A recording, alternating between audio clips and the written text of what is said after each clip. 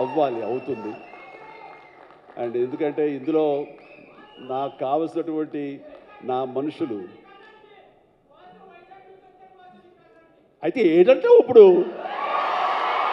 అదే అది కాదురా, నువ్వు వచ్చావు వైజాగ్ నుంచి, సంతోషమే. మరి బొమ్మను నువ్వు వైజాగ్లో ఆడించాలి. అది అదే అలా అయితే బలవాడువే. మన హీరోది కూడా అదే ఊరే. కూర్చోరా కాసేపు. సో ఈ ఇందులో సత్యరాజు గారు ఉన్నారు, సత్య ఉన్నాడు, అండ్ సునీల్, అందరికి మించి నా బ్రదర్.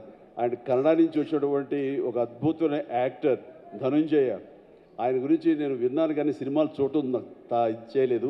బట్ పుష్ప చూశాను. పుష్ప ఎక్కడ అనేది నాకు గుర్తు రావట్లేదు, కానీ డెఫినెట్గా ఈ సినిమాలో చాలా మంచి గుర్తింపు వచ్చి తను కూడా మంచి ఆర్టిస్ట్గా తెలుగు యాక్టర్గా తను సెటిల్ అవుతాడు అంటలో ఎలాంటి సందేహం లేదు. All the very best Dhananjaya.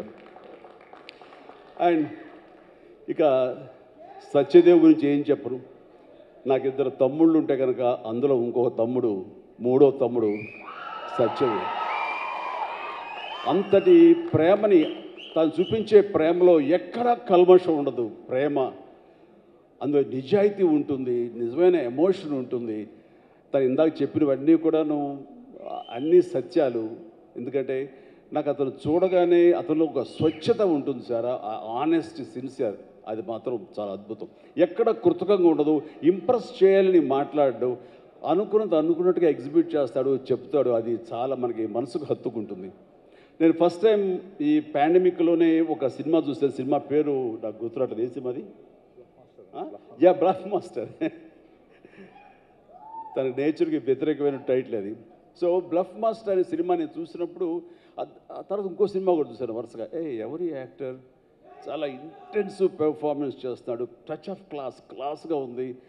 And మన తెలుగు మనిషిలాగా అనిపించలేదు. బహుశా అతనికి డబ్బింగ్ వాయిస్ ఇచ్చారు, ఎందుకంటే వాయిస్లో అంత రిచ్నెస్ ఉంది, అంత క్లారిటీ, అంత నీట్గా ఉందంటే మంచి డబ్బింగ్ ఆర్టిస్ట్ తోటి తనకి డబ్బింగ్ చెప్పించుంటారు.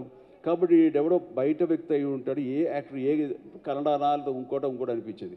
అని ఎవరితో మాట్లాడుతూ, లేదండి మన వైజాగ్ అబ్బాయి అన్నాడు. మనూరి అంటారా, మన వైజాగ్ అబ్బాయి అని చెప్పేసి అన్నారు. అనేసరికి నిన్న ఒకసారి అతన్ని చూడాలనుకున్నాను, మనం మాట్లాడాలనుకుంటున్నాను. ఎందుకంటే అతనిలో బెస్ట్ యాక్టర్ ఉన్నాడు. మరి అతనికి ఎవరు వెనక నుండి సలహాలు ఇస్తున్నారు, తన లైఫ్ ఎలా మోల్డ్ చేసుకుంటున్నారు నాకు తెలియట్లేదు. ఊరికనే సరదా మాట్లాడదాం అనిపించింది.